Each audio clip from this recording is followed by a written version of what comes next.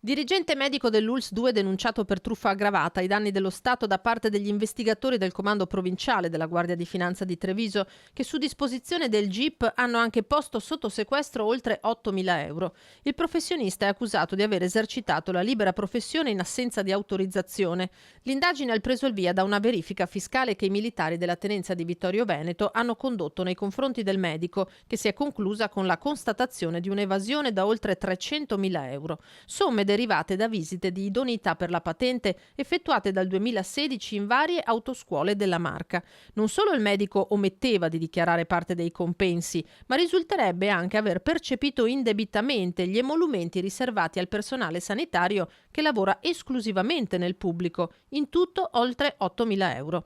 In alcuni casi è stato persino riscontrato che le visite mediche erano state effettuate in giorni in cui il dirigente risultava assente per malattia dall'ente pubblico. Oltre al piano penale, quindi il sanitario dovrà affrontare ora anche la Corte dei Conti per l'eventuale danno erariale.